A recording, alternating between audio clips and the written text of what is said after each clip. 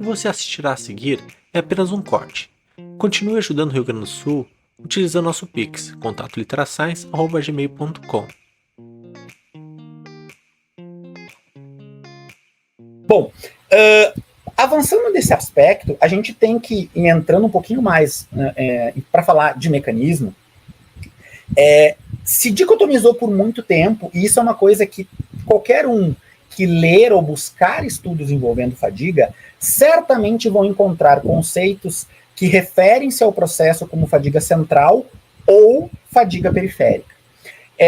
Para que a gente entenda essa diferenciação, que do ponto de vista acadêmico, didático, ela é extremamente importante, ela facilita a compreensão de onde está mais concentradas as mudanças que geram perda de performance.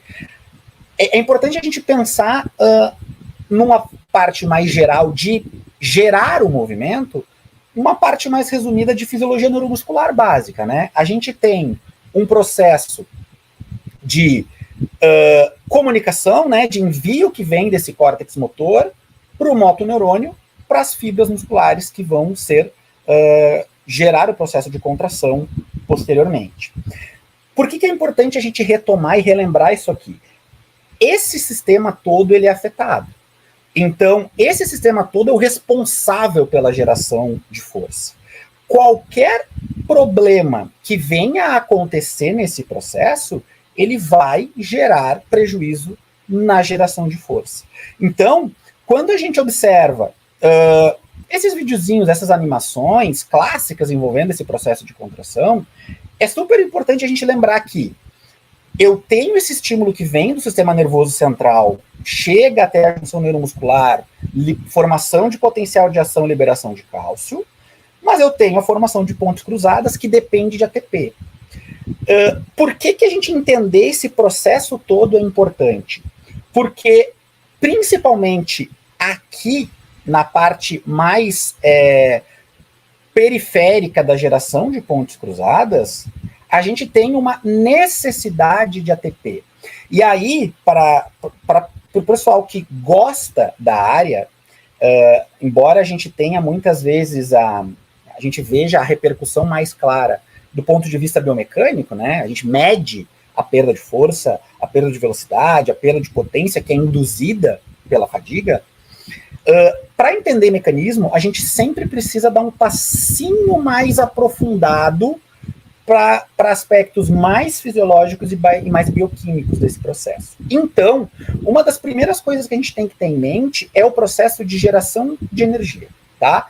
Por que isso é importante? Porque, embora o processo todo de geração de força, ele envolva as mesmas circuitárias envolvidas, nós temos atividades de uma característica e atividades de uma característica diferente. Então nós temos características de mais longa duração e intensidades mais baixas, enquanto às vezes nós temos tarefas de uma intensidade muito alta e duração muito mais curta. Os processos de geração de força, do ponto de vista passo a passo, vamos dizer assim, eles são os mesmos. No entanto, a especificidade dessas tarefas, do ponto de vista de geração de energia, eles trazem modificações muito importantes quando a gente sustenta essas atividades por um longo período de tempo. Então aqui eu quero passar por uns aspectos bem rápidos desse processo de geração de ATP, para a gente lembrar que grande parte da energia que a gente gera para todos os processos, ela vem de vias oxidativas, tá? Então, se a gente está falando de vias oxidativas, a gente está falando de uma estrutura que envolve o processo de captação, transporte de oxigênio e de captação desse oxigênio por parte da periferia para geração de ATP lá dentro da mitocôndria, nas nossas fibras musculares. Então, grande parte das atividades que a gente faz, que vocês que estão nos assistindo aí estão passando agora, eu que estou ministrando a fala para vocês, é desse jeito aqui, tá? Então, quando a gente pensa em atividades que são de duração mais longa e uma intensidade menor, ou seja, a gente não precisa de grandes níveis de força para manter, mas a gente vai sustentar elas por muito tempo, Esse processo aqui ele é primordial que funcione. Quando a gente tem qualquer modificação nesse processo, seja por precisar de mais força, seja por precisar de mais velocidade, em que a gente precisa ajustar esse processo de geração de energia, as coisas mudam de figura, tá? E aí a gente tem dois cenários que são importantes da gente pensar aqui, que contribuem diretamente para a ocorrência de fadiga. É entender um pouquinho, rapidamente, de processo de geração de ATP. Então, por exemplo, naquelas atividades que são contínuas, são longas, em que nós temos baixa demanda de força, porém muito prolongada, a gente vai acabar produzindo ATP por vias dentro da mitocôndria. São vias aeróbicas, vias oxidativas. Então, pensem assim, o nosso sistema ele trabalha muito com equilíbrio, tá? Entre ATP que se produz e ATP que se consome. Então, razões, né? ADP, que vem da quebra do ATP, e o ATP produzido. E o nosso corpo, ele trabalha muito bem com esse equilíbrio, essas razões entre esses dois substratos. Então, em atividades em que a gente está sobrando do ponto de vista energético, ou seja, acumula menos ADP em relação à demanda, o sistema oxidativo ele dá conta, de um jeito muito tranquilo, assim, né? Desde que tenha substrato para ele, mas ele costuma dar conta. À medida que a gente vai tendo uma mudança nessa balança, ou seja, ADP e ATP começam a ficar meio pau a pau ali, o sistema começa a ligar um alerta no sentido de estamos precisando de mais energia. E isso muda a demanda. A demanda vai para vias que produzem ATP de forma mais rápida. E aí a gente está se referindo principalmente a essas vias anaeróbicas. As vias anaeróbicas, elas têm um processo muito útil, porque elas fornecem energia muito rápido. O grande problema delas é que quando tu sustenta, tu tem a formação de subprodutos do metabolismo. E esses subprodutos do metabolismo têm um papel direto na mudança da geração de força. Então, quando a gente está falando de atividades dessas características, de intensidade muito alta, muita velocidade, que a gente tem que sustentar, esses subprodutos do metabolismo que são produzidos aqui, e eu destaco fosfato inorgânico e um hidrogênio, eles vão ter um efeito muito grande nos aspectos periféricos, principalmente, tá? Que a gente vai discutindo agora na sequência. Bom, todo mundo que for estudar, querer se aprofundar nos processos de fadiga, é importante ter, então, as estruturas envolvidas no processo de geração do movimento com uma clareza muito grande do seu papel, tá? Então, por exemplo, aqui esse esqueminha traz locais ou pontos que são importantes para a gente observar. Então, por exemplo, nós temos o córtex motor, a gente tem drive descendente desse estímulo, né, voluntário, a gente tem a ativação de motoneurônios espinais, motoneurônio alfa para a musculatura, né, propagação neuromuscular com a geração de potencial de ação, liberação de cálcio, formação de pontos cruzados. Para que esse processo periférico aconteça, a gente precisa de ATP, que a gente discutiu rapidamente antes. Para que tudo isso aqui também aconteça, a gente precisa do aspecto metabólico, a gente precisa de substrato energético, mitocôndria e etc, etc. A gente precisa de sangue e oxigênio chegando. Então tá tudo aqui, né? E a gente também tem junto com isso a comunicação da periferia para o sistema nervoso central, por meio de fibras aferentes, 13, 4 e 1A. Então, o nosso sistema está continuamente sendo, o sistema nervoso central, retroalimentado por mudanças periféricas. Então, esses pontos aqui são importantes, tá? Tá, Rodrigo, mas o que é o que se eu quiser estudar e entender melhor o mecanismo de fadiga? Muito bem. A literatura, ela divide o que eles chamam de central e periférica de acordo com o nível de mudanças, tá? Então, por exemplo, o que é fadiga central? São modificações que afetam diretamente córtex, medula espinhal. Então, são modificações envolvendo esse drive que vai descer e chegar até a musculatura. Dentro desse central, a gente pode ter o que é chamado de mecanismos supraespinhais, ou seja, exclusivamente ou praticamente exclusivamente dentro de mudanças de córtex, e espinhais, que são mecanismos mais medulares.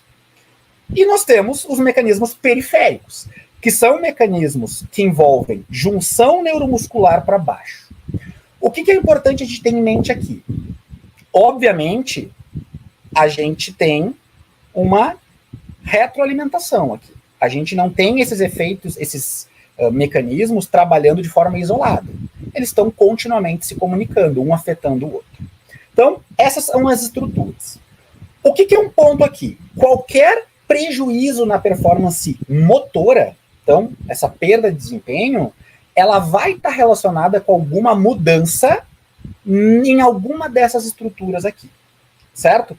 Bom, uma das características mais conhecidas e mais populares do processo de fadiga, para quem quiser estudar, quiser se aprofundar, é a chamada tarefa-dependência. Ou seja, onde estará esse mecanismo que gera a perda de desempenho, ele vai depender do tipo de tarefa. Então, a gente acaba tendo em cima dessa tarefa-dependência vamos pensar que a gente está saindo de um aspecto mais macro para o micro, para a gente entender, tá? 2 pontos importantíssimos dessa tarefa-dependência envolvem a intensidade da tarefa e o volume da tarefa, tá? Então, esses são 2 pontos cruciais. Por que, principalmente, isso? Porque a gente tem mudanças metabólicas muito importantes aí. Quando a gente tem intensidades mais altas, por exemplo, ou volumes mais altos. A gente tem uma mudança importante nisso. Além disso, a gente avança um pouquinho em características específicas da tarefa. Então, grande parte dos estudos de mecanismo, por exemplo, os estudos mais históricos, e sempre que a gente for buscar alguma coisa a gente vai ver isso, envolvem tarefas monoarticulares. Então vocês vão ver muito estudo envolvendo o processo de fadiga ou de mudança no drive neural, na periferia muscular dos flexores de cotovelo, dos extensores de joelho. Então, tarefas monoarticulares, elas são e foram muito estudadas para essa questão de mecanismo, porque facilita do ponto de vista logístico, de laboratório, tu entender mecanismo nesse tipo de tarefa. A grande crítica que se tem é que esse tipo de tarefa, ele é muitas vezes longe de uma tarefa do cotidiano, né? Uma tarefa esportiva, por exemplo, ou de atividade de vida diária. Dentro dessas tarefas monoarticulares, aí a gente tem subdivisões que mudam drasticamente a resposta.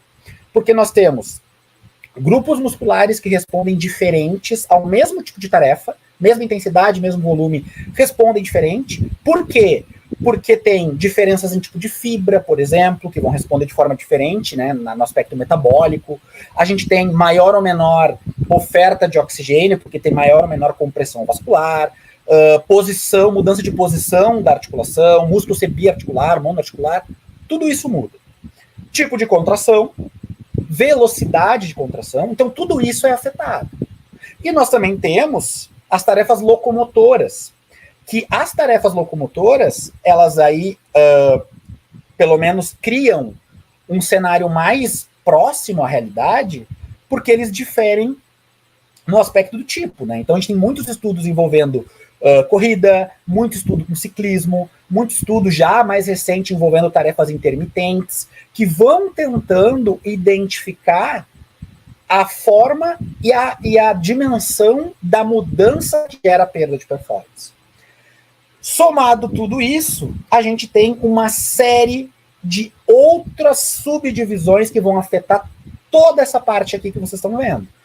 Diferenças entre homens e mulheres que são claras por uma série de aspectos fisiológicos que vão afetar a ocorrência de fadiga, idade, nível de treinamento, doença crônica, e aqui nesse ponto de doença crônica, a gente avança num aspecto de fadiga, num olhar mais clínico, porque a fadiga é um sintoma, além de ser um aspecto muito voltado à mudança periférica, ela é um sintoma presente em uma série de doenças e condições, que a gente vai falar um pouquinho de como os estudos têm tentado unificar o conceito recentemente. A gente vai ter aspectos nutricionais, mudanças ambientais, que talvez sejam um dos exemplos mais palpáveis na compreensão de mecanismo, efeito de calor nesse processo. sono ou privação, recuperação, estímulo cognitivo, presença de dor ou desconforto, motivação, sede, emoções. Por que tudo isso aqui tem um peso nesse processo? Porque qualquer coisa que afete sistema nervoso central ou periferia vai mudar todo este caminho. E ao mudar o caminho, muda a performance, porque vai mudar a resposta final. Bom, Rodrigo, legal, achei muito interessante, deu para ver que tem várias coisas complexas que se relacionam, mas o que eu faço do ponto de vista de formas de mensurar onde está a mudança, né? É mais central, é mais periférico, como é que funciona isso? Bom, primeiramente, nós temos alguns mecanismos que tentam diferenciar onde é que está o maior nível de mudança. Então, por exemplo, a gente tem estimulação elétrica magnética transcraniana como sendo um tipo de mensuração que está relacionado a uma mudança no drive neural, tá? Existem críticas porque não se consegue, né? A gente está falando de um estímulo magnético, em que a gente não consegue determinar exatamente qual área do cérebro que está sendo diretamente afetada. Porque a gente dá o impulso e avalia a sua resposta motora lá no final. Onde está o problema, ou onde está a redução desse drive, ainda é um aspecto limitante da técnica. A gente tem técnicas de interpolação de abalo, né, como também chamada de ativação voluntária, por vários estudos, em que é aquela técnica que a gente tem estimulação elétrica. Então, principal forma de avaliação dela, que está relacionada mais a níveis espinhais, é tu realizar uma contração voluntária máxima e dar um estímulo elétrico sobre essa contração voluntária máxima. Então, aumento de força a partir do estímulo elétrico estão relacionados à diminuição do drive que está chegando à musculatura. Então, é uma forma de identificar que a questão está mais medula espinhal músculo. A gente também tem, usando a estimulação elétrica, o chamado abalo de repouso, em que nós mensuramos a quantidade de força gerada quando a gente dá um estímulo elétrico, geralmente supramáximo, na musculatura em repouso. Então, a gente tem um nível de força produzido, né, quando a gente dá o estímulo elétrico. Qualquer mudança que aconteça nesse nível de força a partir do estímulo elétrico gerado em repouso significa que a periferia não está respondendo adequadamente ao estímulo que chega. Então, a mudança pode ser mais periférica. Então, essas são as principais formas de tu mensurar onde está acontecendo ou quais são os locais que são mais ou menos afetados por esse aspecto. A ideia da fala de hoje é, como é, obviamente, muito longo a gente abordar os dois aspectos, eu vou acabar trazendo mais a parte mais periférica para a gente discutir, menos a parte central, mas já trazendo não sei se é bem um spoiler, mas uma mensagem em relação a ocorrências em relação à tarefa. Grande parte dos estudos tem trazido que nós temos uma relação inversa do local de modificação da ocorrência, né, em relação à intensidade e volume da tarefa executada. Então, por exemplo, parece que tarefas em que a intensidade é mais alta e, consequentemente, a duração é mais curta, o mecanismo principal ele é por mudanças periféricas. Se a gente está falando de tarefas em que a intensidade é menor, porém muito mais prolongadas, pensa em maratonas, provas muito longas, parece que a alteração ela é mais de origem central. Então, esse é um caminho, uma mensagem para ser dada aqui nesse primeiro momento, para aqueles que, porventura, né, até quiserem mais aspectos da parte central, pensarem que o caminho é mais ou menos por ali. Até para trazer como exemplo, eu trago esse estudo com um estudo bem legal do ponto de vista metodológico, que ele tenta exatamente mostrar isso, tá? É um estudo com ciclistas treinados que participaram de 3 sessões com carga constante até exaustão, tá? Então eles tinham o que era uma intensidade alta, né, e duração curta, que era a intensidade do VO2 máximo, em que eles sustentaram em média por 2, 4 minutos. Uma intensidade moderada, né, em que eles sustentavam entre 8 e 15 minutos, e uma intensidade baixa, que era abaixo do segundo limiar, em que eles ficavam períodos superiores a 30 minutos. O que eles queriam ver aqui era onde estava, primeiro, os níveis de perda de performance decorrentes desse protocolo, medidos por força máxima, por contração voluntária máxima, e usando as técnicas que eu citei anteriormente para identificar onde estava a explicação da perda de força. Observem só o que eles encontraram. Eu vou botar todos os resultados aqui primeiro, a gente vai discutindo eles, tá? Eu vou começar com a perda de performance. Então, alteração da contração voluntária máxima do pré para o pós, cada uma das situações. A gente não tem diferença significativa da perda de força em cada uma entre elas, tá? Os níveis de perda foram muito parecidos, independente se for a intensidade mais longa e duração mais curta e vice-versa. Agora, a gente tem uma mudança de comportamento muito legal de se observar em relação aos tipos de tarefa. Observem só, essa figura aqui que eu estou destacando para vocês é a alteração que aconteceu no abalo de repouso. Então, musculatura em repouso dá o choque, para ver mudanças periféricas. E o que a gente encontra? Significativamente, a mudança maior, então a maior alteração do pré para o pós, aconteceu no protocolo de intensidade alta e curta duração. Significativamente maior foi a mudança. Quando a gente olha para a interpolação de abalo, então quando a gente dá o estímulo elétrico sobre uma contração voluntária máxima, a gente tem exatamente o contrário. A maior mudança, a maior alteração aconteceu no protocolo de longa duração. Embora não significativo, o mesmo aconteceu, do ponto de vista de comportamento, com a mudança oriunda da estimulação magnética transcraniana. Então, parece que sim, o efeito intensidade e volume tem um aspecto direto que influencia a origem da perda de performance. Mesmo que a perda palpável, física, perda de força, tenha sido igual nos protocolos de intensidades e durações diferentes. Então, é interessante a gente observar isso, porque ele exemplifica, tem vários estudos nessa linha, tá? Que são parecidos, mas ele traz pra gente uma ideia legal de por onde as coisas acontecem. A minha ideia, como o título, né, da fala envolvia a fadiga muscular, é a gente falar do ponto de vista periférico. Então, agora,